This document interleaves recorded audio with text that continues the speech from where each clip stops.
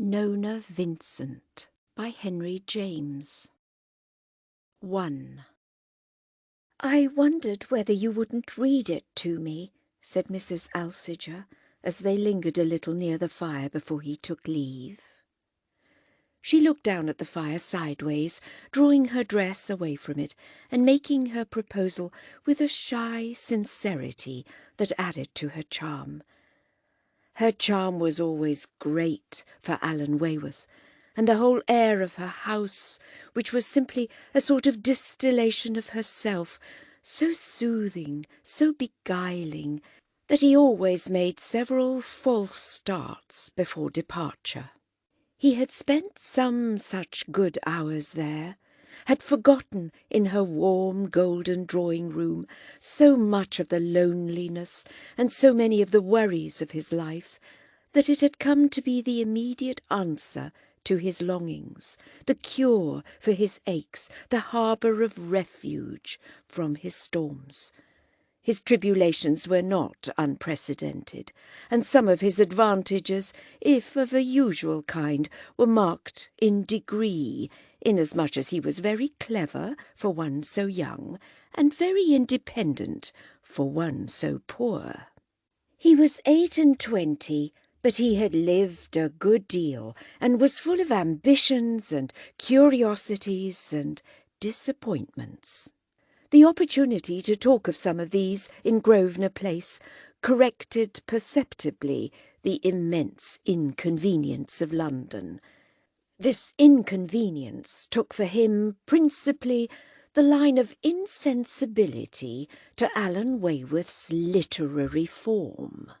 He had a literary form, or he thought he had, and her intelligent recognition of the circumstance was the sweetest consolation Mrs. Alciger could have administered.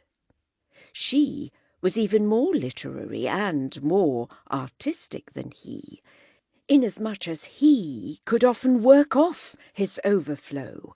This was his occupation, his profession, while the generous woman, abounding in happy thoughts, but unedited and unpublished, stood there in the rising tide like the nymph of a fountain in the plash of the marble basin.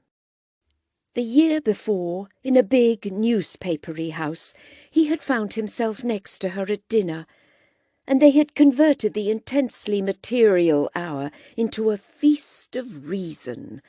There was no motive for her asking him to come to see her, but that she liked him, which it was the more agreeable to him to perceive, as he perceived at the same time that she was exquisite. She was enviably free to act upon her likings, and it made Wayworth feel less unsuccessful to infer that for the moment he happened to be one of them. He kept the revelation to himself, and indeed there was nothing to turn his head in the kindness of a kind woman. Mrs. Alciger occupied so completely the ground of possession that she would have been condemned to inaction had it not been for the principle of giving. Her husband, who was 20 years her senior, a massive personality in the city, and a heavy one at home, wherever he stood or even sat, he was monumental, owned half a big newspaper and the whole of a great many other things.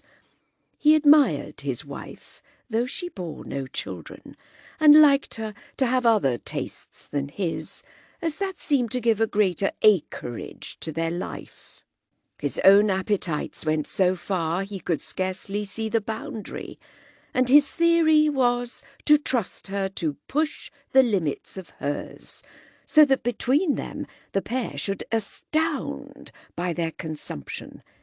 His ideas were prodigiously vulgar, but some of them had the good fortune to be carried out by a person of perfect delicacy. Her delicacy made her play strange tricks with them, but he never found this out. She attenuated him without his knowing it, for what he mainly thought was that he had aggrandized her.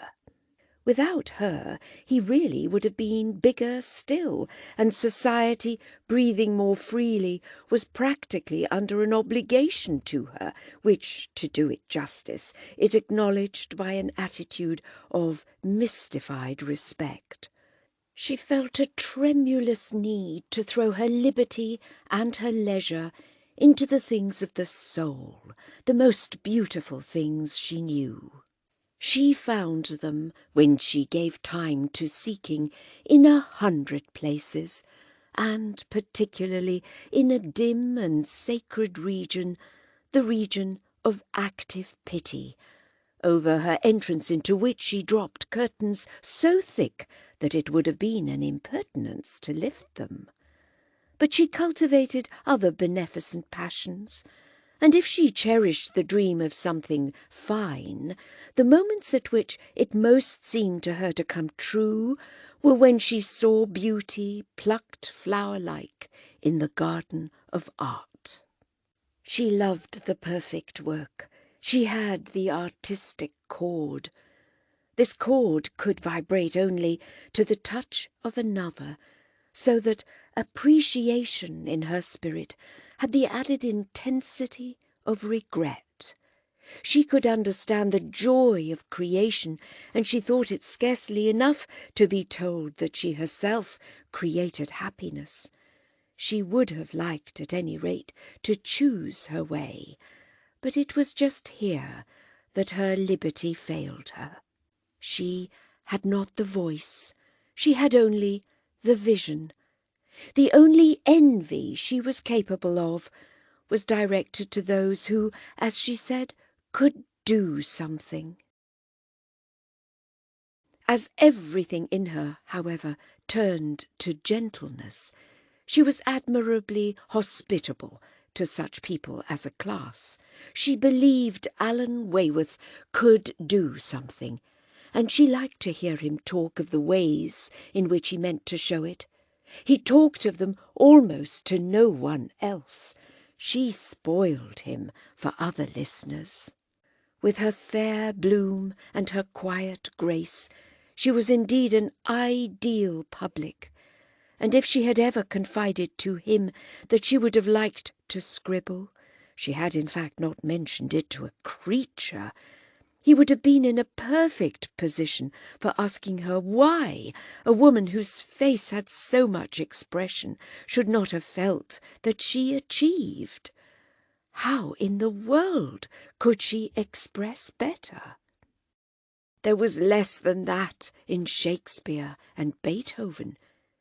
She had never been more generous than when, in compliance with her invitation, which I have recorded, he brought his play to read to her. He had spoken of it to her before, and one dark November afternoon, when her red fireside was more than ever an escape from the place and the season, he had broken out as he came in, "I've done it! I've done it!" She made him tell her all about it. She took an interest really minute and asked questions delightfully apt. She had spoken from the first, as if he were on the point of being acted, making him jump with her participation all sorts of dreary intervals. She liked the theatre, as she liked all the arts of expression, and he had known her to go all the way to Paris for a particular performance.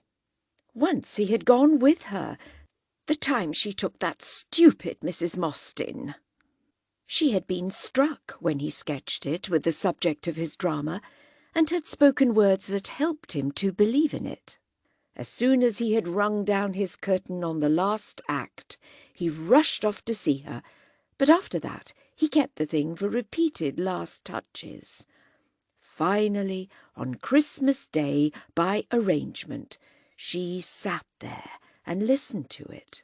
It was in 3 acts and in prose, but rather of the romantic order, though dealing with contemporary English life, and he fondly believed that it showed the hand, if not of the master, at least of the prize pupil. Allan Wayworth had returned to England at 22, after a miscellaneous continental education. His father, the correspondent for years in several foreign countries successively of a conspicuous London journal, had died just after this, leaving his mother and her 2 other children, portionless girls, to subsist on a very small income in a very dull German town. The young man's beginnings in London were difficult, and he had aggravated them by his dislike of journalism. His father's connection with it would have helped him, but he was, insanely, most of his friends judged, the great exception was always Mrs. Alsager, intraitable on the question of form. Form, in his sense, was not demanded by English newspapers, and he couldn't give it to them in their sense. The demand for it was not great anywhere, and Wayworth spent costly weeks in polishing little compositions for magazines that didn't pay for style. The only person who paid for it was really Mrs. Alsager. She had an infallible instinct for the perfect. She paid in her own way, and if Allan Wayworth had been a wage-earning person, it would have made him feel that if he didn't receive his legal dues, his palm was at least occasionally conscious of a gratuity. He had his limitations, his perversities, but the finest parts of him were the most alive, and he was restless and sincere. It is, however, the impression he produced on Mrs. Alsager that most concerns us. She thought him not only remarkably good-looking, but altogether original. There were some usual bad things he would never do, too many prohibitive puddles for him in the short-cut to success. For himself, he had never been so happy as since he had seen his way, as he fondly believed, to some sort of mastery of the scenic idea, which struck him as a very different matter now that he looked at it from within.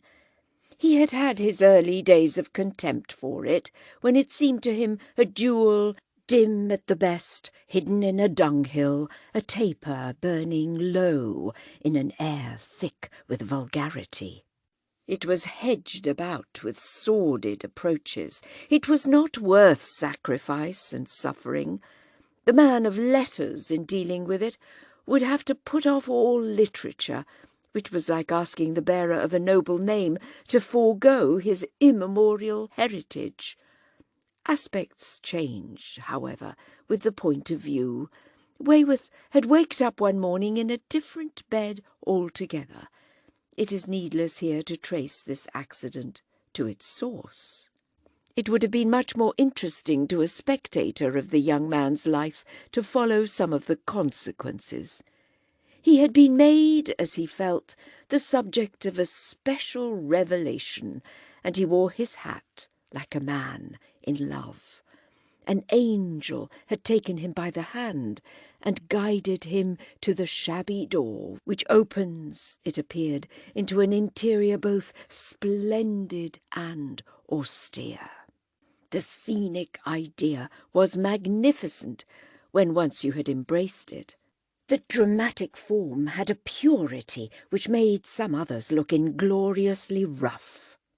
It had the high dignity of the exact sciences. It was mathematical and architectural. It was full of the refreshment of calculation and construction, the incorruptibility of line and law. It was bare, but it was erect. It was poor, but it was noble. It reminded him of some sovereign famed for justice who should have lived in a palace despoiled.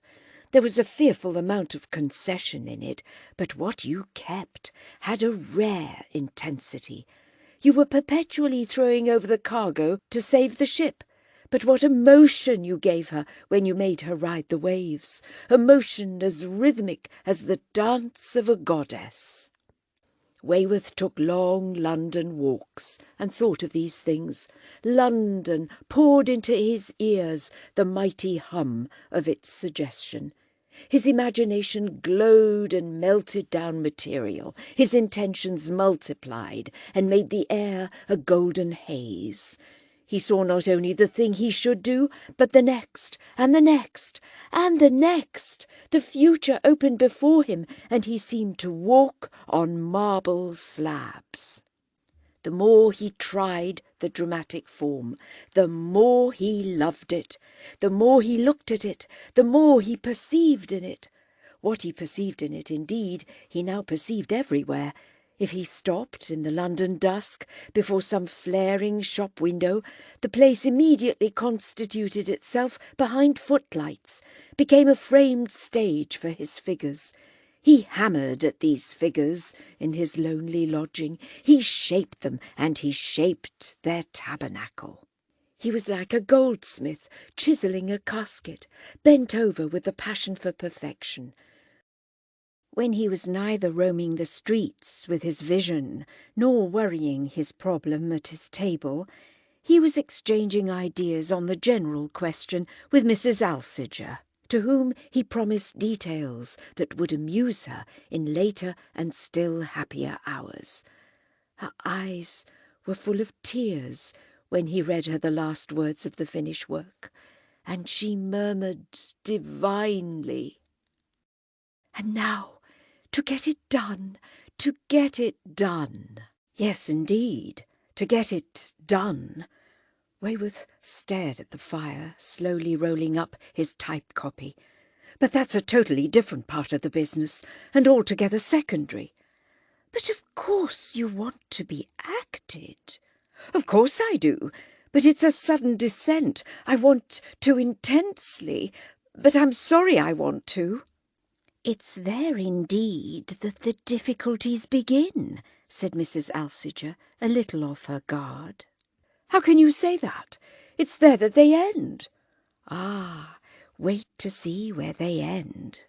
"I mean, they'll now be of a totally different order," Wayworth explained.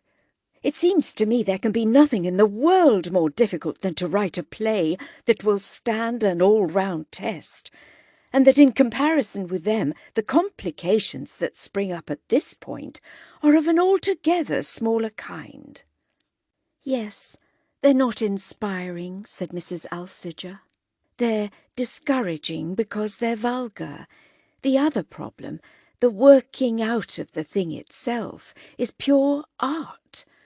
"How well you understand everything!" The young man had got up nervously and was leaning against the chimney-piece with his back to the fire and his arms folded.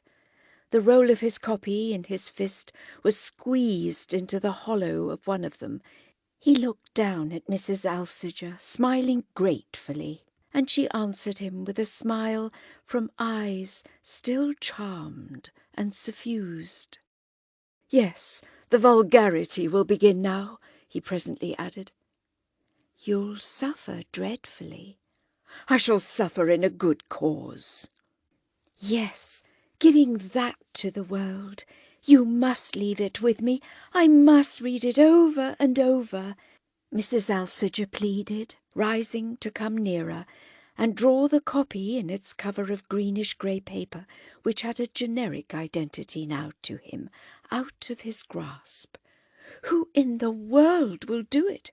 Who in the world can?" she went on, close to him, turning over the leaves. Before he could answer, she had stopped at one of the pages. She turned the book round to him, pointing out a speech. "That's the most beautiful place. Those lines are a perfection." He glanced at the spot she indicated, and she begged him to read them again. He had read them admirably before. He knew them by heart, and closing the book while she held the other end of it, he murmured them over to her. They had indeed a cadence that pleased him, watching with a facetious complacency which he hoped was pardonable the applause in her face. "Ah, who can utter such lines as that?" Mrs. Alsager broke out. "Whom can you find to do her?" "We'll find people to do them all. But not people who are worthy. They'll be worthy enough if they're willing enough. I'll work with them. I'll grind it into them." He spoke as if he had produced 20 plays. "Oh, it will be interesting," she echoed. "But I shall have to find my theatre first. I shall have to get a manager to believe in me. Yes, they're so stupid. But fancy the patience I shall want, and how I shall have to watch and wait," said Allan Wayworth. "Do you see me hawking it about London?" "Indeed I don't. It would be sickening. It's what I shall have to do. I shall be old before it's produced." "I shall be old very soon if it isn't," Mrs. Alsager cried. "I know one or two of them," she mused. "Do you mean you would speak to them?" "The thing is, to get them to read it. I could do that. That's the utmost I ask, but it's even for that I shall have to wait." She looked at him with kind, sisterly eyes. "You shan't wait." "Ah, you dear lady," Wayworth murmured. "That is, you may, but I won't. Will you leave me your copy?" she went on, turning the pages again. "Certainly, I have another." Standing near him, she read to herself a passage here and there. Then, in her sweet voice, she read some of them out. "Oh, if you were only an actress!" the young man exclaimed. "That's the last thing I am. There's no comedy in me." She had never appeared to weigh with so much his good genius. "Is there any tragedy?" he asked, with the levity of complete confidence. She turned away from him at this, with a strange and charming laugh, and a "Perhaps that will be for you to determine." But before he could disclaim such a responsibility, she had faced him again, and was talking about Nona Vincent as if she had been the most interesting of their friends, and her situation at that moment an irresistible appeal to their sympathy. Nona Vincent was the heroine of the play, and Mrs. Alsager had taken a tremendous fancy to her. "I can't tell you how I like that woman," she exclaimed, in a pensive rapture of credulity, which could only be balm to the artistic spirit. "I'm awfully glad she lives a bit. What I feel about her is that she's a good deal like you," Wayworth observed. Mrs. Alsager stared an instant and turned faintly red. This was evidently a view that failed to strike her. She didn't, however, treat it as a joke. "I'm not impressed with the resemblance. I don't see myself doing what she does." "It isn't so much what she does," the young man argued, drawing out his moustache. "But what she does is the whole point. She simply tells her love. I should never do that." "If you repudiate such a proceeding with such energy, why do you like her for it?" "It isn't what I like her for." "What else, then? That's intensely characteristic." Mrs. Alsager reflected, looking down at the fire.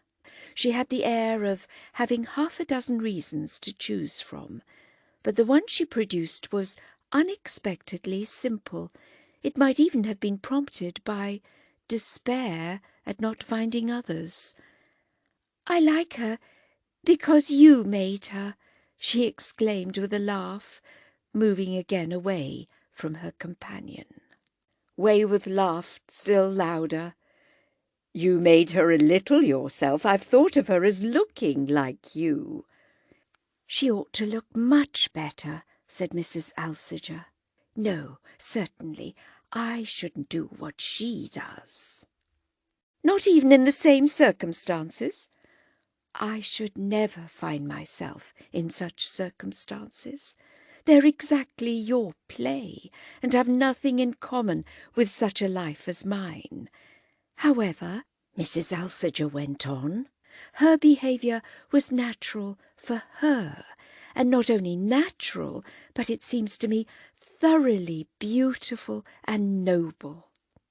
I can't sufficiently admire the talent and tact with which you make one accept it, and I tell you frankly that it's evident to me there must be a brilliant future before a young man who at the start has been capable of such a stroke as that.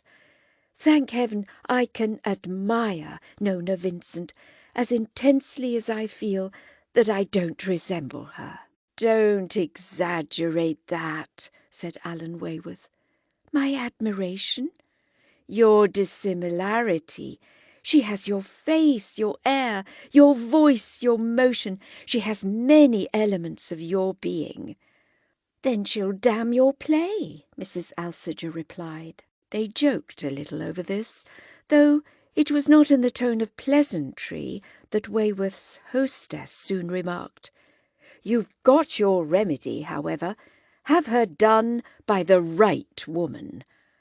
"Oh, have her done, have her done," the young man gently wailed. "I see what you mean, my poor friend. What a pity, when it's such a magnificent part, such a chance for a clever, serious girl. Nona Vincent is practically your play. It will be open to her to carry it far or to drop it at the first corner." "It's a charming prospect," said Allan Wayworth, with sudden scepticism. They looked at each other with eyes that for a lurid moment saw the worst of the worst. But before they parted, they had exchanged vows and confidences that were dedicated wholly to the ideal. It is not to be supposed, however, that the knowledge that Mrs. Alsager would help him made Wayworth less eager to help himself. He did what he could, and felt that she, on her side, was doing no less. But at the end of a year he was obliged to recognise that their united effort had mainly produced the fine flower of discouragement. At the end of a year the lustre had, to his own eyes, quite faded from his unappreciated masterpiece, and he found himself writing for a biographical dictionary little lives of celebrities he had never heard of. To be printed anywhere and anyhow was a form of glory for a man so unable to be acted, and to be paid, even at encyclopedic rates, had the consequence of making one resigned and verbose. He couldn't smuggle style into a dictionary, but he could at least reflect that he had done his best to learn from the drama that it is a gross impertinence almost anywhere. He had knocked at the door of every theatre in London, and at a ruinous expense had multiplied type copies of Nona Vincent to replace the neat transcripts that had descended into the managerial abyss. His play was not even declined. No such flattering intimation was given him that it had been read. What the managers would do for Mrs. Alsager concerned him little today. The thing that was relevant was that they would do nothing for him. That charming woman felt humbled to the earth, so little response had she had from the powers on which she counted. The two never talked about the play now, but he tried to show her a still finer friendship, that she might not think he felt she had failed him. He still walked about London with his dreams, but as months succeeded months, and he left the year behind him, they were dreams not so much of success as of revenge. Success seemed a colourless name for the reward of his patience. Something fiercely florid, something sanguinolent was more to the point. His best consolation, however, was still in the scenic idea. It was not till now that he discovered how incurably he was in love with it. By the time a vain second year had chafed itself away, he cherished his fruitless faculty the more for the obloquy it seemed to suffer. He lived in his best hours in a world of subjects and situations. He wrote another play and made it as different from its predecessor as such a very good thing could be. It might be a very good thing, but when he had committed it to the theatrical limbo, indiscriminating fate took no account of the difference. He was at last able to leave England for 3 or 4 months. He went to Germany to pay a visit long deferred to his mother and sisters. Shortly before the time he had fixed for his return, he received from Mrs. Alsager a telegram consisting of the words, "Loda wishes see you, putting Nona instant rehearsal." He spent the few hours before his departure in kissing his mother and sisters, who knew enough about Mrs. Alsager to judge it lucky this respectable married lady was not there. A relief, however, accompanied with speculative glances at London and the morrow. Loda, as our young man was aware, meant the new Renaissance, but though he reached home in the evening, it was not to this convenient modern theatre that Wayworth first proceeded. He spent a late hour with Mrs. Alsager, an hour that throbbed with calculation. She told him that Mr. Loda was charming. He had simply taken up the play in its turn. He had hopes of it, moreover, that on the part of a professional pessimist might almost be qualified as ecstatic. It had been cast with a margin for objections, and Violet Grey was to do the heroine. She had been capable, while he was away, of a good piece of work at that foggy old playhouse, The Legitimate. The piece was a clumsy réchauffé, but she at least had been fresh. Wayworth remembered Violet Grey. Hadn't he, for 2 years, on a fond policy of looking out, kept dipping into the London theatres to pick up prospective interpreters? He had not picked up many as yet, and this young lady, at all events, had never wriggled in his net. She was pretty, and she was odd, but he had never prefigured her as Nona Vincent, nor indeed found himself attracted by what he already felt sufficiently launched in the profession to speak of as her artistic personality. Mrs. Alsager was different. She declared that she had been struck not a little by some of her tones. The girl was interesting in the thing at The Legitimate, and Mr. Loda, who had his eye on her, described her as ambitious and intelligent. She wanted awfully to get on, and some of those ladies were so lazy. Wayworth was sceptical. He had seen Miss Violet Grey, who was terribly itinerant, in a dozen theatres, but only in one aspect. Nona Vincent had a dozen aspects, but only one theatre. Yet with what a feverish curiosity the young man promised himself to watch the actress on the morrow. Talking the matter over with Mrs. Alsager now seemed the very stuff that rehearsal was made of. The near prospect of being acted laid a finger even on the lip of inquiry.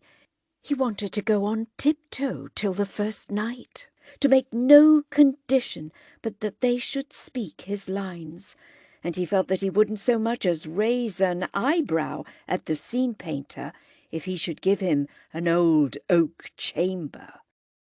He became conscious the next day that his danger would be other than this, and yet he couldn't have expressed to himself what it would be. Danger was there, doubtless. Danger was everywhere in the world of art, and still more in the world of commerce, but what he really seemed to catch for the hour was the beating of the wings of victory. Nothing could undermine that, since it was victory simply to be acted. It would be victory even to be acted badly, a reflection that didn't prevent him, however, from banishing in his politic optimism the word bad from his vocabulary. It had no application in the compromise of practice. It didn't apply even to his play, which he was conscious he had already outlived, and as to which he foresaw that in the coming weeks frequent alarm would alternate in his spirit with frequent esteem. When he went down to the dusky daylit theatre, it arched over him like the temple of fame. Mr. Loder, who was as charming as Mrs. Alsager had announced, struck him as the genius of hospitality. The manager began to explain why, for so long, he had given no sign, but that was the last thing that interested Wayworth now, and he could never remember afterwards what reasons Mr. Loder had enumerated. He liked, in the whole business of discussion and preparation, even the things he had thought he should probably dislike, and he revelled in those he had thought he should like. He watched Miss Violet Grey that evening with eyes that sought to penetrate her possibilities. She certainly had a few. They were qualities of voice and face, qualities perhaps even of intelligence. He sat there, at any rate, with a fostering, coaxing attention, repeating over to himself, as convincingly as he could, that she was not common, a circumstance all the more creditable as the part she was playing seemed to him desperately so. He perceived that this was why it pleased the audience. He divined that it was the part they enjoyed rather than the actress. He had a private panic, wondering how, if they liked that form, they could possibly like his. His form had now become quite an ultimate idea to him. By the time the evening was over, some of Miss Violet Grey's features, several of the turns of her head, a certain vibration of her voice had taken their place in the same category.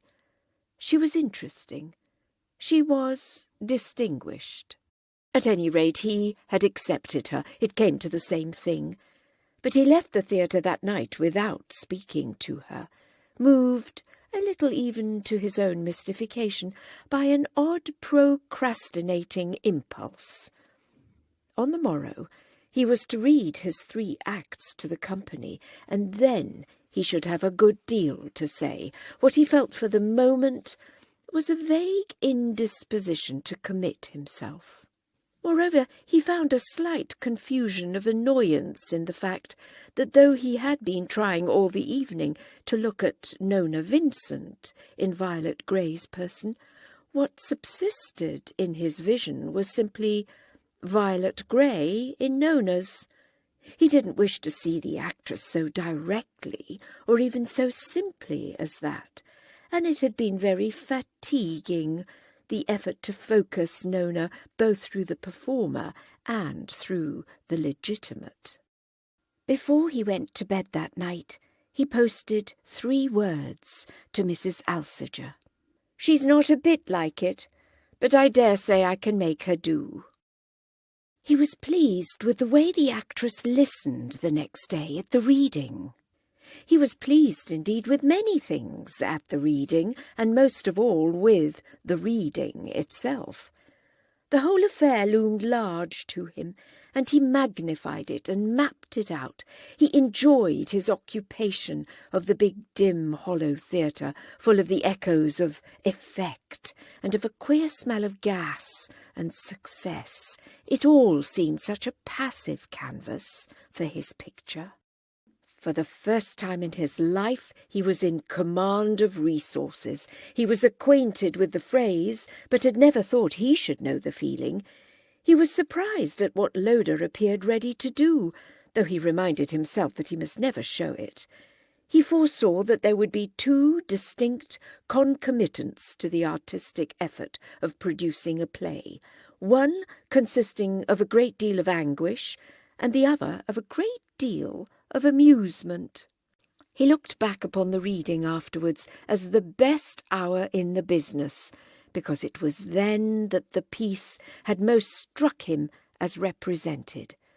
What came later was the doing of others, but this, with its imperfections and failures, was all his own. The drama lived, at any rate for that hour, with an intensity that it was promptly to lose in the poverty and patchiness of rehearsal. He could see its life reflected in a way that was sweet to him, in the stillness of the little semicircle of attentive and inscrutable, of waterproofed and muddy-booted actors. Miss Violet Grey was the auditor he had most to say to, and he tried on the spot, across the shabby stage, to let her have the soul of her part. Her attitude was graceful, but though she appeared to listen with all her faculties, her face remained perfectly blank. A fact, however, not discouraging to Wayworth, who liked her better for not being premature.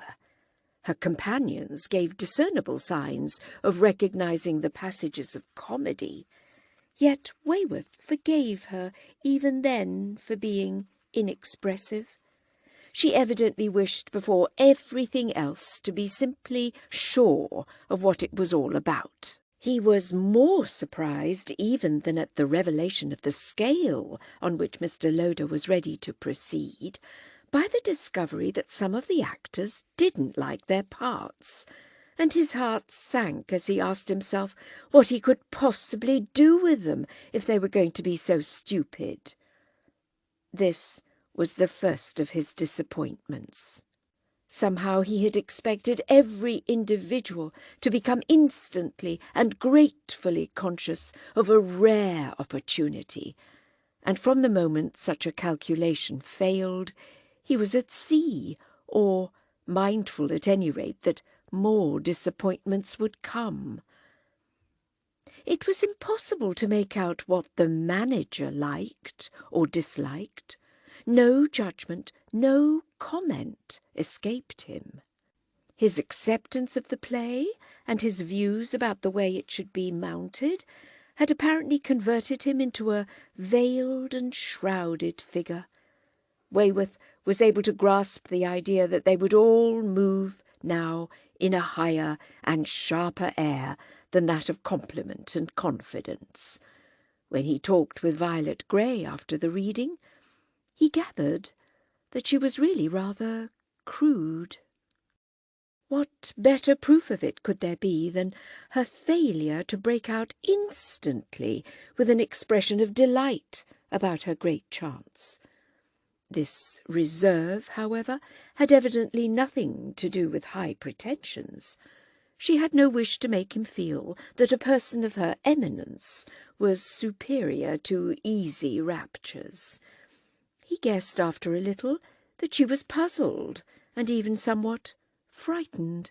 To a certain extent, she had not understood. Nothing could appeal to him more than the opportunity to clear up her difficulties, in the course of the examination of which he quickly discovered that, so far as she had understood, she had understood wrong. If she was crude, it was only a reason the more for talking to her. He kept saying to her, "Ask me, ask me, ask me everything you can think of." She asked him. She was perpetually asking him, and at the first rehearsals, which were without form and void to a degree that made them strike him much more as the death of an experiment than as the dawn of a success, they threshed things out immensely in a corner of the stage, with the effect of his coming to feel that at any rate she was in earnest.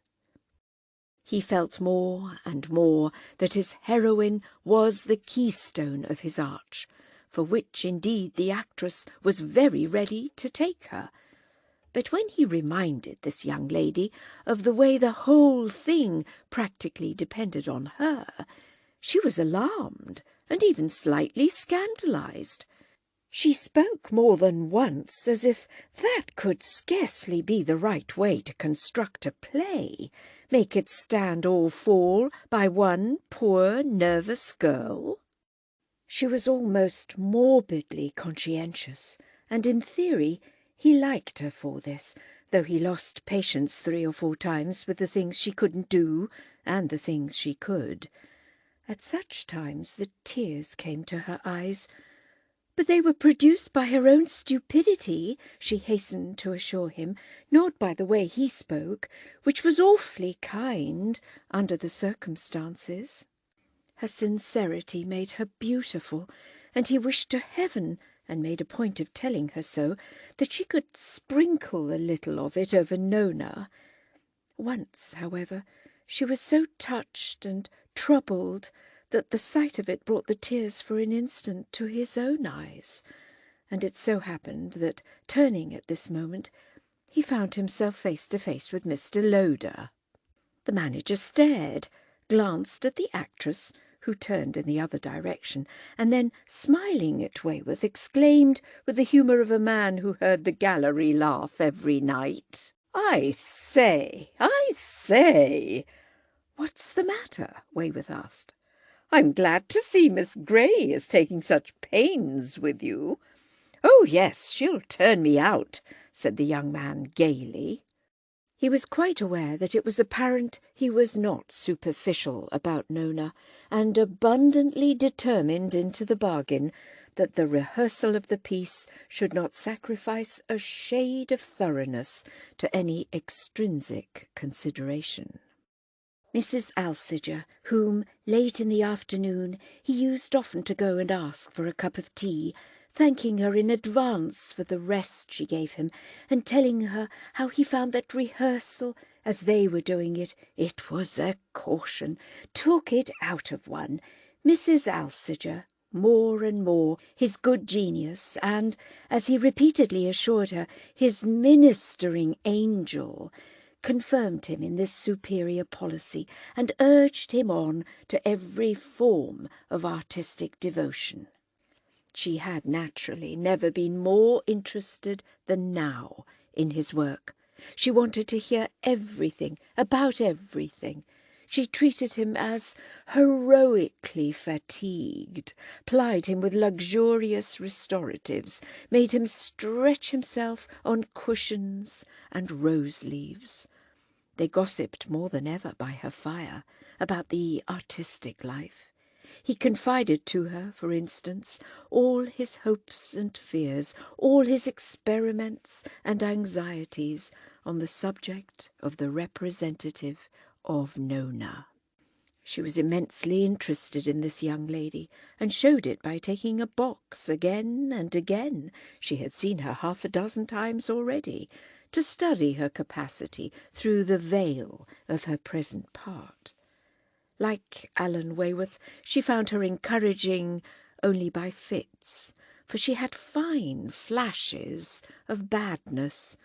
She was intelligent, but she cried aloud for training, and the training was so absent that the intelligence had only a fraction of its effect. She was like a knife without an edge, good steel that had never been sharpened. She hacked away at her hard dramatic loaf.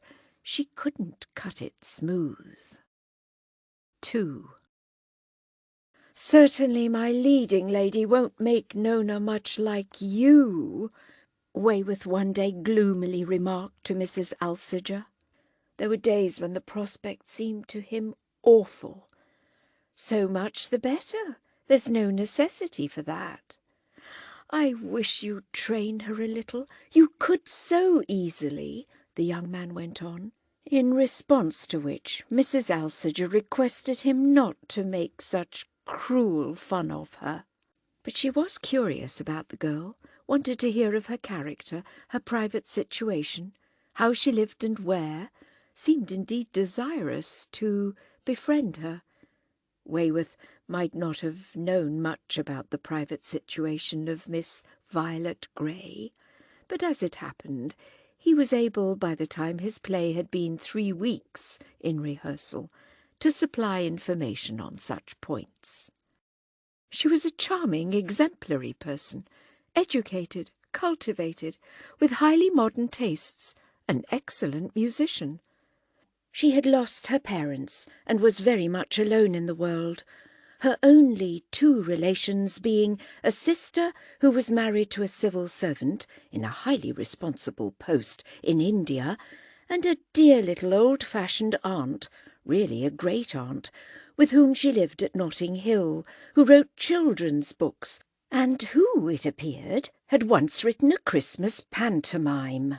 It was quite an artistic home, not on the scale of Mrs. Alsager's, to compare the smallest things with the greatest, but intensely refined and honourable. Wayworth went so far as to hint that it would be rather nice and human on Mrs. Alsager's part to go there. They would take it so kindly if she should call on them. She had acted so often on his hints that he had formed a pleasant habit of expecting it. It made him feel so wisely responsible about giving them. But this one appeared to fall to the ground, so that he let the subject drop. Mrs. Alsager, however, went yet once more to the legitimate, as he found by her saying to him abruptly on the morrow, "Oh, she'll be very good. She'll be very good." When they said she, in these days, they always meant Violet Grey, though they pretended for the most part that they meant Nona Vincent. "Oh, yes," Wayworth assented. "She wants so to." Mrs. Alsager was silent a moment. Then she asked, a little inconsequently, as if she had come back from a reverie, "Does she want to very much?" "Tremendously. And it appears she has been fascinated by the part from the first." "Why then didn't she say so?" "Oh, because she's so funny." "She is funny," said Mrs. Alsager, musingly, and presently she added, "She's in love with you." Wayworth stared, blushed very red, then laughed out. "What is there funny in that?" he demanded, but before his interlocutress could satisfy him on this point, he inquired further how she knew anything about it. After a little graceful evasion, she explained that the night before at the legitimate, Mrs. Beaumont, the wife of the actor-manager, had paid her a visit in her box, which had happened in the course of their brief gossip to lead to her remarking that she had never been behind. Mrs. Beaumont offered on the spot to take her round, and the fancy had seized her to accept the invitation. She had been amused for the moment, and in this way it befell that her conductress, at her request, had introduced her to Miss Violet Grey, who was waiting in the wing for one of her scenes. Mrs. Beaumont had been called away for 3 minutes, and during this scrap of time, face to face with the actress, she had discovered the poor girl's secret. Wayworth qualified it as a senseless thing, but wished to know what had led to the discovery. She characterized this inquiry as superficial for a painter of the ways of women, and he doubtless didn't improve it by remarking profanely that a cat might look at a king, and that such things were convenient to know. Even on this ground, however, he was threatened by Mrs. Alsager, who contended that it might not be a joking matter to the poor girl. To this Wayworth, who now professed to hate talking about the passions he might have inspired, could only reply that he meant it couldn't make a difference to Mrs. Alsager. "How in the world do you know what makes a difference to me?"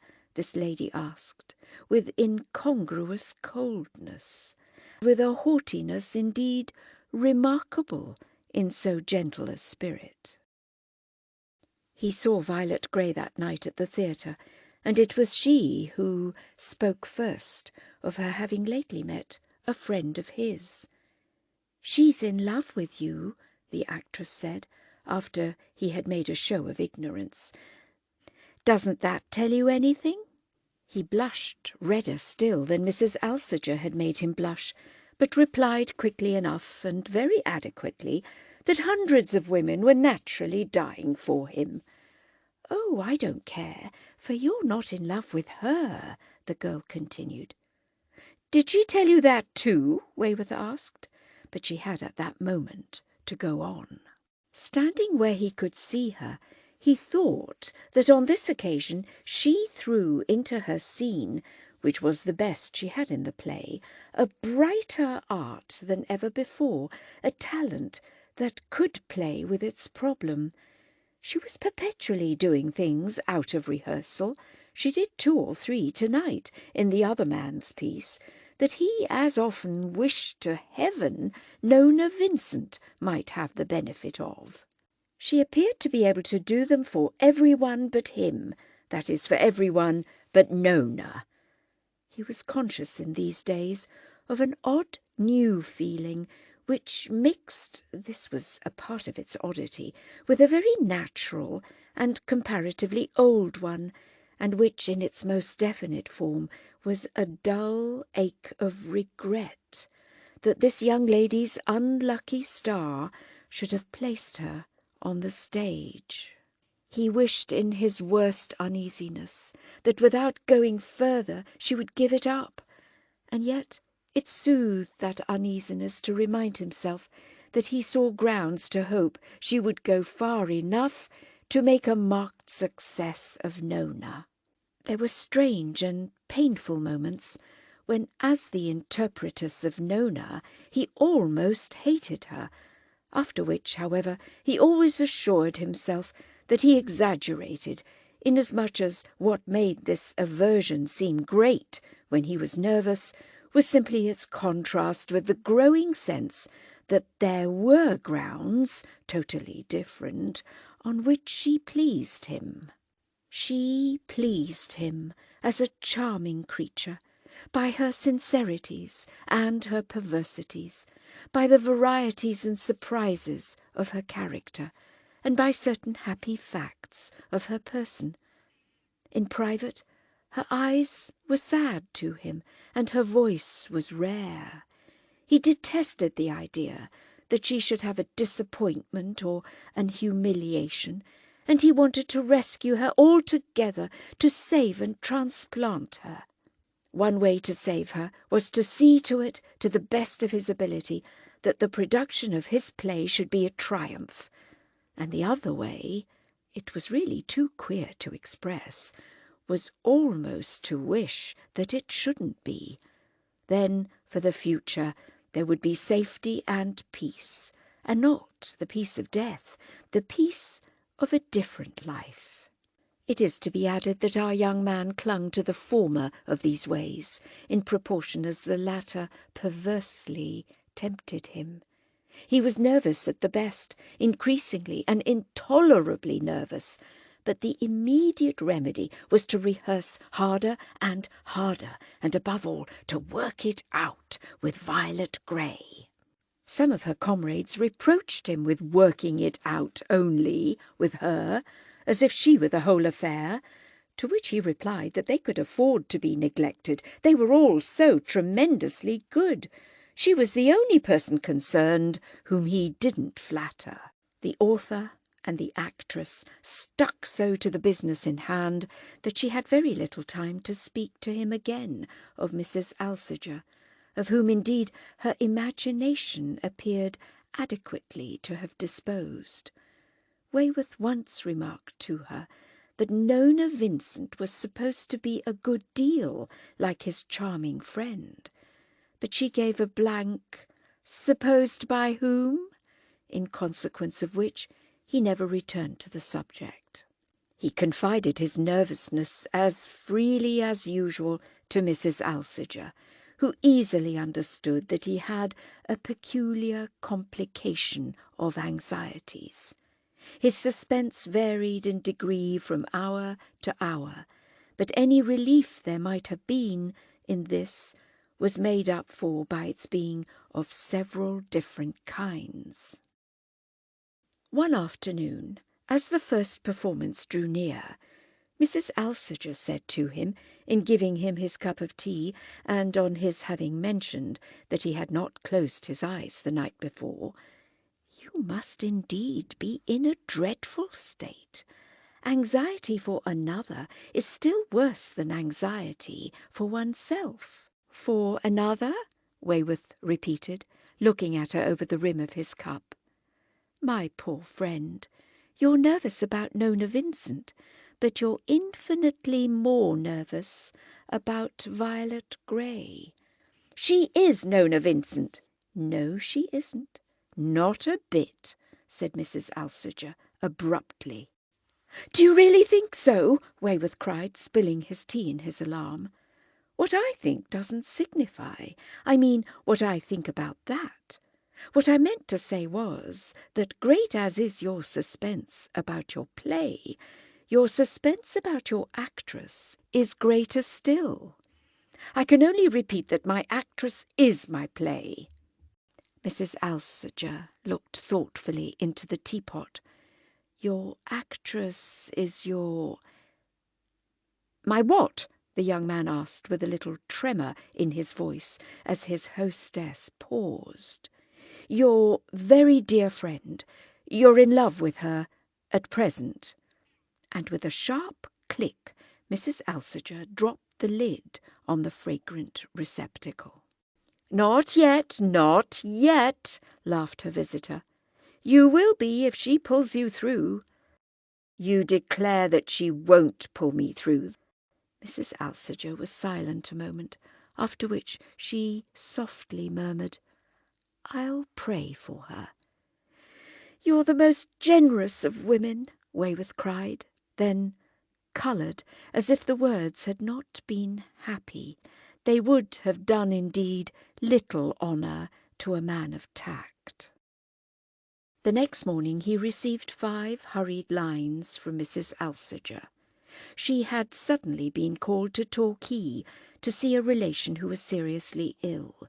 She should be detained there several days, but she had an earnest hope of being able to return in time for his first night. In any event, he had her unrestricted good wishes. He missed her extremely, for these last days were a great strain, and there was little comfort to be derived from Violet Grey. She was even more nervous than himself, and so pale and altered that he was afraid she would be too ill to act. It was settled between them that they made each other worse, and that he had now much better leave her alone. They had pulled Nona so to pieces that nothing seemed left of her. She must at least have time to grow together again. He left Violet Grey alone, to the best of his ability, but she carried out imperfectly her own side of the bargain. She came to him with new questions, she waited for him with old doubts, and half an hour before the last dress rehearsal, on the eve of production, she proposed to him a totally fresh rendering of his heroine. This incident gave him such a sense of insecurity that he turned his back on her without a word, bolted out of the theatre, dashed along the Strand, and walked as far as the Bank. Then he jumped into a hansom and came westward, and when he reached the theatre again, the business was nearly over.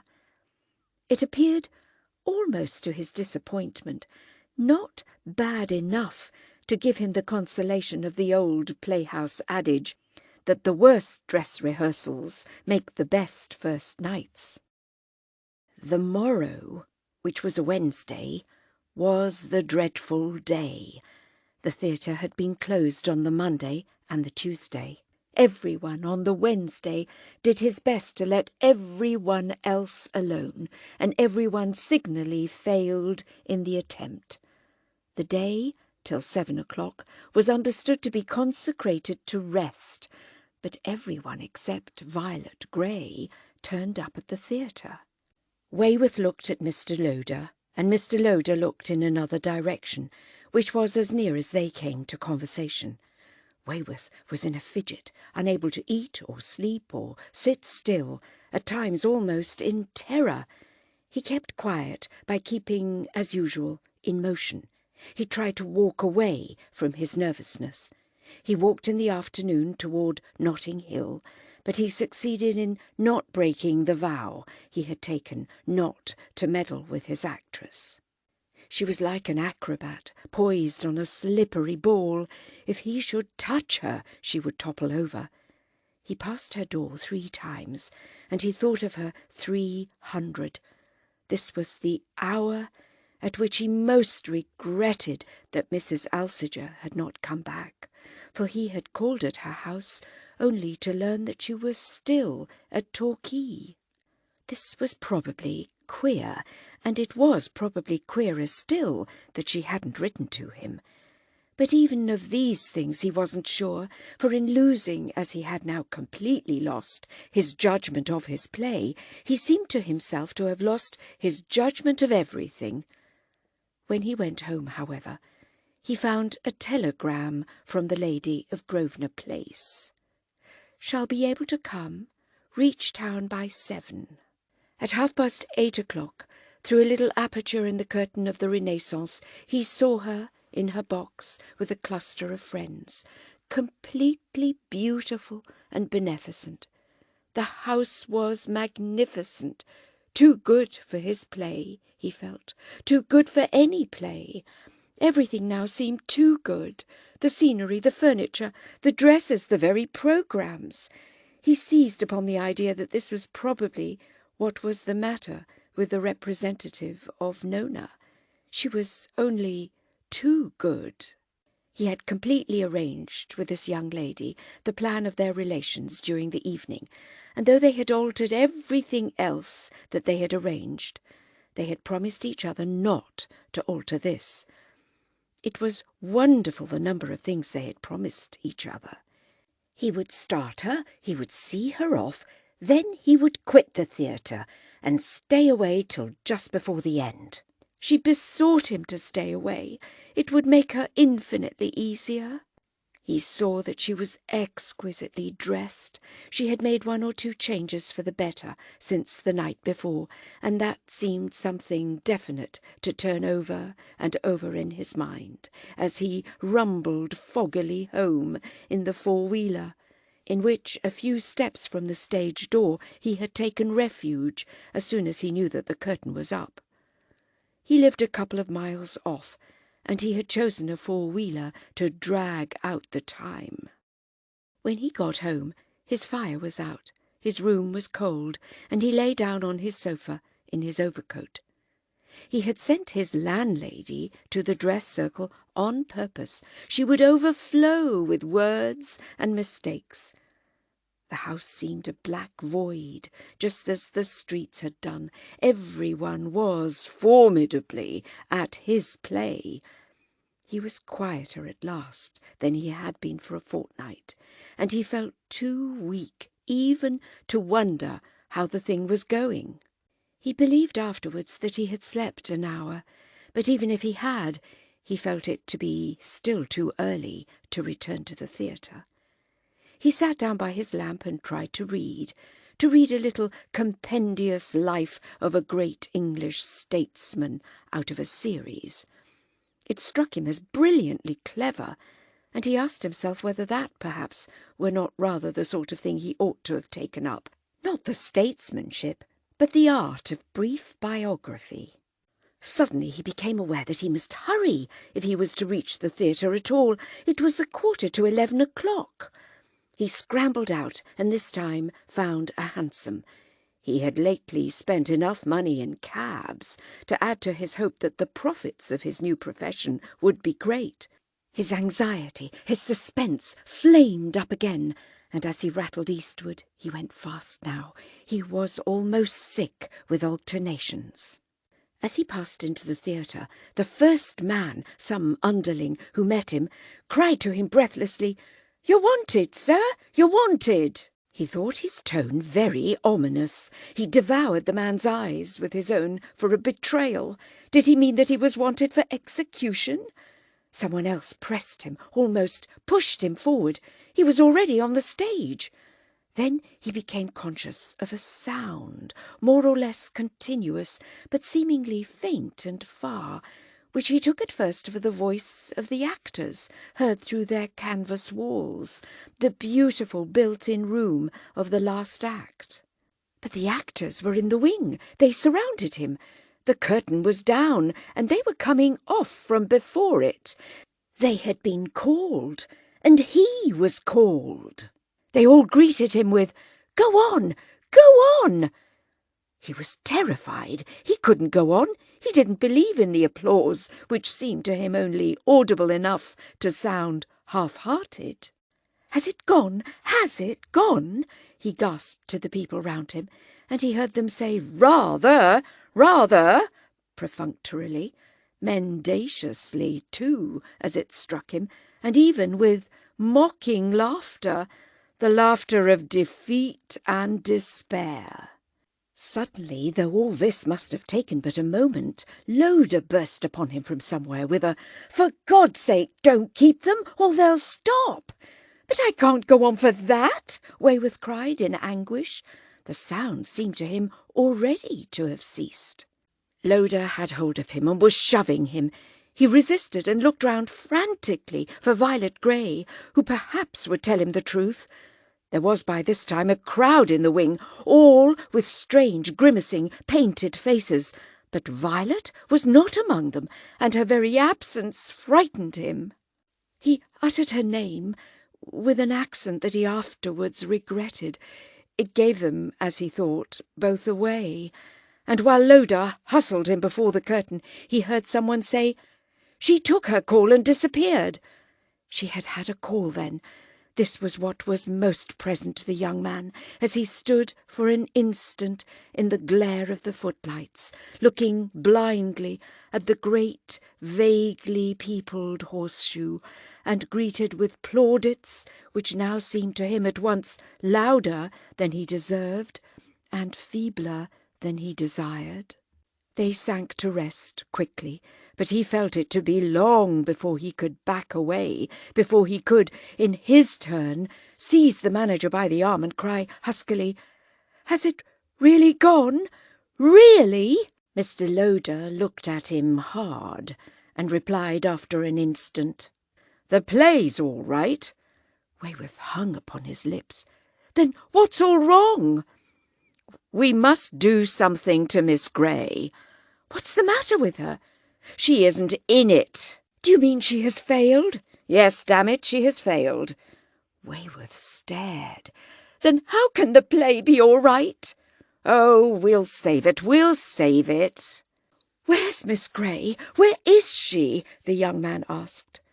Loda caught his arm as he was turning away again to look for his heroine. "Never mind her now. She knows it." Wayworth was approached at the same moment by a gentleman he knew as one of Mrs. Alsager's friends. He had perceived him in that lady's box. Mrs. Alsager was waiting there for the successful author. She desired very earnestly that he would come round and speak to her. Wayworth assured himself first that Violet had left the theatre. One of the actresses could tell him that she had seen her throw on a cloak without changing her dress, and had learned afterwards that she had the next moment flung herself, after flinging her aunt, into a cab. He had wished to invite 6 persons, of whom Miss Grey and her elderly relative were 2, to come home to supper with him, but she had refused to make any engagement beforehand. It would be so dreadful to have to keep it if she shouldn't have made a hit. And this attitude had blighted the pleasant plan, which fell to the ground. He had called her morbid, but she was immovable. Mrs. Alsager's messenger let him know that he was expected to supper in Grosvenor Place, and half an hour afterwards he was seated there among complimentary people and flowers and popping corks, eating the first orderly meal he had partaken of for a week. Mrs. Alsager had carried him off in her brougham. The other people who were coming got into things of their own. He stopped her short as soon as she began to tell him how tremendously everyone had been struck by the piece.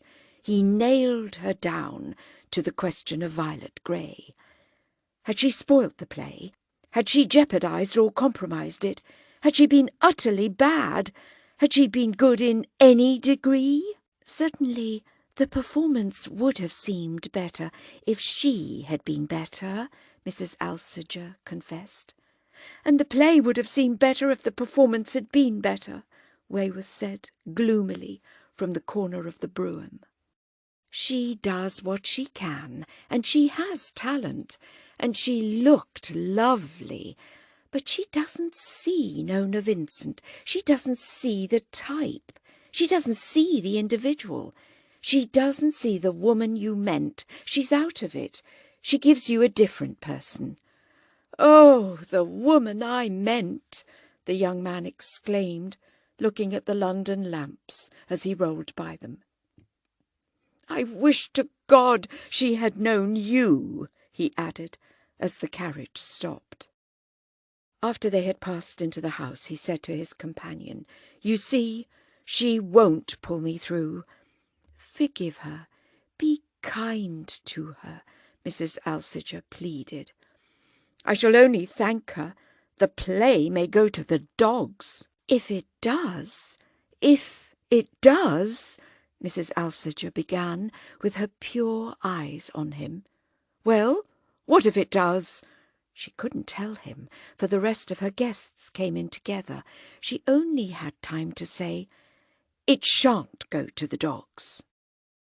He came away before the others, restless with a desire to go to Notting Hill, even that night, late as it was, haunted with a sense that Violet Grey had measured her fall.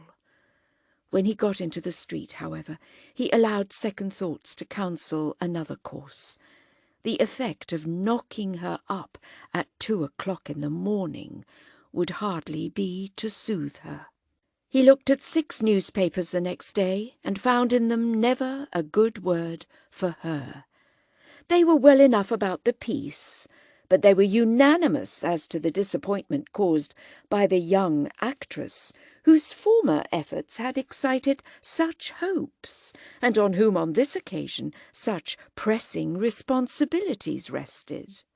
They asked in chorus what was the matter with her, and they declared in chorus that the play, which was not without promise, was handicapped, they all used the same word, by the odd want of correspondence between the heroine and her interpreter. Wayworth drove early to Notting Hill, but he didn't take the newspapers with him. Violet Grey could be trusted to have sent out for them by the peep of dawn, and to have fed her anguish full. She declined to see him. She only sent down word by her aunt that she was extremely unwell, and should be unable to act that night unless she were suffered to spend the day unmolested and in bed. Wayworth sat for an hour with the old lady, who understood everything, and to whom he could speak frankly. She gave him a touching picture of her niece's condition, which was all the more vivid for the simple words in which it was expressed. "She feels she isn't right, you know. She feels she isn't right." "Tell her it doesn't matter. It doesn't matter a straw," said Wayworth. "And she's so proud. You know how proud she is," the old lady went on. "Tell her I'm more than satisfied, that I accept her gratefully as she is. She says she injures your play, that she ruins it," said his interlocutress.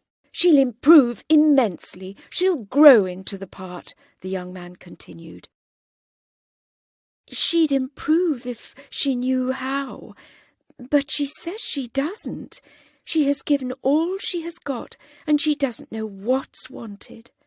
What's wanted is simply that she should go straight on and trust me."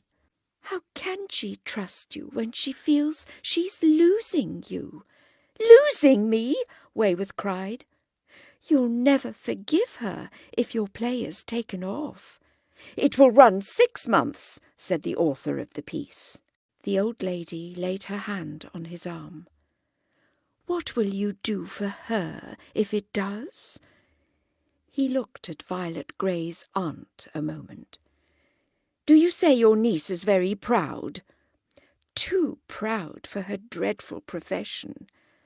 "Then she wouldn't wish you to ask me that," Wayworth answered, getting up. When he reached home he was very tired, and for a person to whom it was open to consider that he had scored a success, he spent a remarkably dismal day. All his restlessness had gone, and fatigue and depression possessed him. He sank into his old chair by the fire and sat there for hours with his eyes closed. His landlady came in to bring his luncheon and mend the fire, but he feigned to be asleep so as not to be spoken to. It is to be supposed that sleep at last overtook him, for about the hour that dusk began to gather, he had an extraordinary impression, a visit that, it would seem, could have belonged to no waking consciousness. Nona Vincent, in face and form, the living heroine of his play, rose before him in his little silent room, sat down with him at his dingy fireside. She was not Violet Grey, she was not Mrs. Alciger, she was not any woman he had seen upon earth, nor was it any masquerade of friendship or of penitence. Yet she was more familiar to him than the women he had known best, and she was ineffably beautiful and consoling. She filled the poor room with her presence, the effect of which was as soothing as some odour of incense. She was as quiet as an affectionate sister, and there was no surprise in her being there. Nothing more real had ever befallen him, and nothing, somehow, more reassuring. He felt her hand rest upon his own, and all his senses seemed to open to her message. She struck him in the strangest way, both as his creation and as his inspirer, and she gave him the happiest consciousness of success. If she was so charming in the red firelight, in her vague, clear-coloured garments, it was because he had made her so, and yet, if the weight seemed lifted from his spirit, it was because she drew it away. When she bent her deep eyes upon him, they seemed to speak of safety and freedom, and to make a green garden of the future. From time to time she smiled and said, "I live, I live, I live." How long she stayed he couldn't have told, but when his landlady blundered in with a lamp, Nona Vincent was no longer there. He rubbed his eyes, but no dream had ever been so intense, and as he slowly got out of his chair, it was with a deep, still joy, the joy of the artist in the thought of how right he had been, how exactly like herself he had made her. She had come to show him that. At the end of 5 minutes, however, he felt sufficiently mystified to call his landlady back. He wanted to ask her a question. When the good woman reappeared, the question hung fire an instant. Then it shaped itself as the inquiry, "Has any lady been here?" "No, sir, no lady at all." The woman seemed slightly scandalized. "Not Miss Vincent?" "Miss Vincent, sir? The young lady of my play, don't you know?" "Oh, sir, you mean Miss Violet Grey?" "No, I don't at all. I think I mean Mrs. Alciger." "There has been no Mrs. Alciger, sir." "Nor anybody at all like her?" The woman looked at him as if she wondered what had suddenly taken him. Then she asked in an injured tone, Why shouldn't I have told you if you'd had callers, sir? I thought you might have thought I was asleep. Indeed you were, sir, when I came in with the lamp, and well you'd earned it, Mr. Wayworth. The landlady came back an hour later to bring him a telegram. It was just as he had begun to dress to dine at his club and go down to the theatre. "See me tonight in front, and don't come near me till it's over." It was in these words that Violet communicated her wishes for the evening.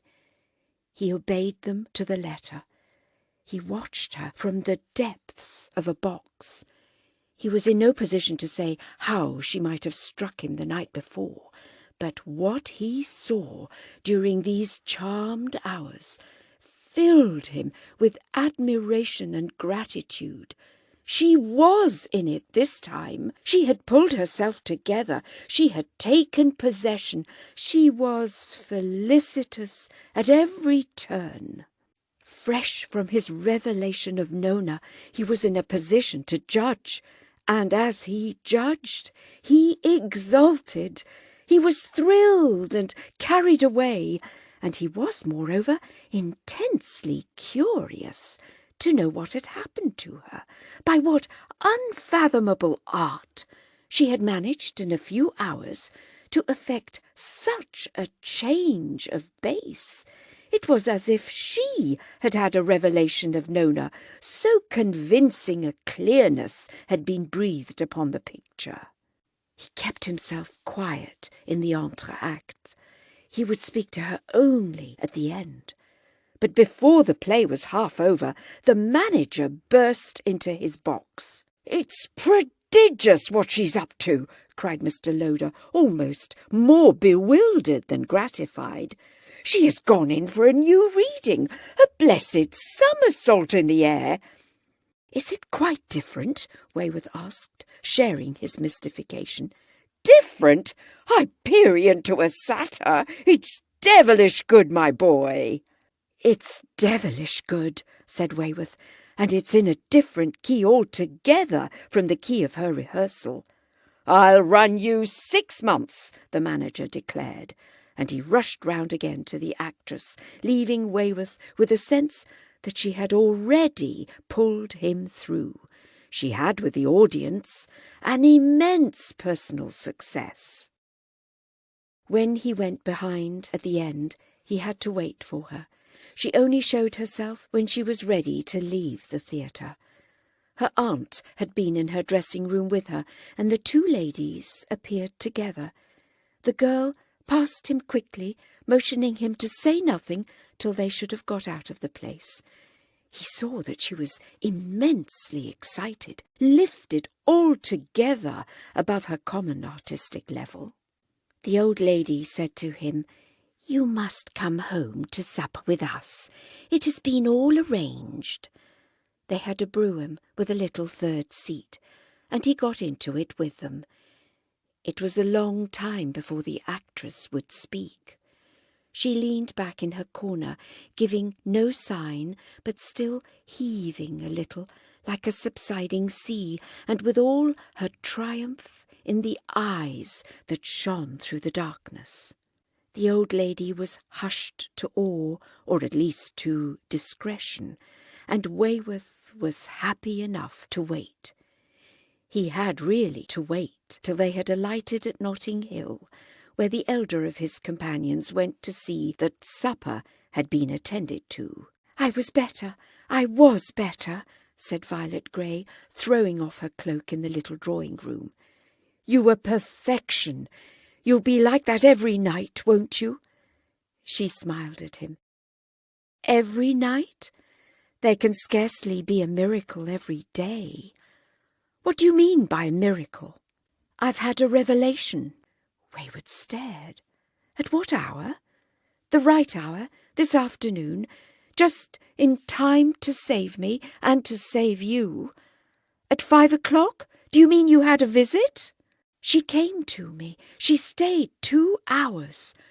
2 hours? Nona Vincent?" "Mrs. Alciger." Violet Grey smiled more deeply. It's the same thing. And how did Mrs. Alsager save you? By letting me look at her, by letting me hear her speak, by letting me know her. And what did she say to you? Kind things, encouraging, intelligent things. "Ah, the dear woman!" Wayworth cried. "You ought to like her. She likes you. She was just what I wanted," the actress added. "Do you mean she talked to you about Nona?" "She said you thought she was like her. She is. She's exquisite." "She's exquisite," Wayworth repeated. "Do you mean she tried to coach you?" "Oh, no. She only said she would be so glad if it would help me to see her. And I felt it did help me. I don't know what took place. She only sat there, and she held my hand and smiled at me, and she had tact and grace, and she had goodness and beauty, and she soothed my nerves and lighted up my imagination. Somehow she seemed to give it all to me. I took it. I took it. I kept her before me. I drank her in. For the first time in the whole study of the part, I had my model. I could make my copy. All my courage came back to me, and other things came that I hadn't felt before. She was different. She was delightful. As I've said, she was a revelation. She kissed me when she went away, and you may guess if I kissed her. We were awfully affectionate. But it's you she likes," said Violet Grey. Wayworth had never been more interested in his life, and he had rarely been more mystified. "Did she wear vague, clear-coloured garments?" he asked after a moment. Violet Grey stared, laughed, then bid him go in to supper. "You know how she dresses." He was very well pleased at supper, but he was silent and a little solemn. He said he would go to see Mrs. Alsager the next day. He did so, but he was told at her door that she had returned to Torquay. She remained there all winter, all spring, and the next time he saw her, his play had run 200 nights, and he had married Violet Grey. His plays sometimes succeed, but his wife is not in them now, nor in any others. At these representations, Mrs. Alsager continues frequently to be present. If you like the video, put a like, subscribe to the channel and click on the bell to not miss our new videos.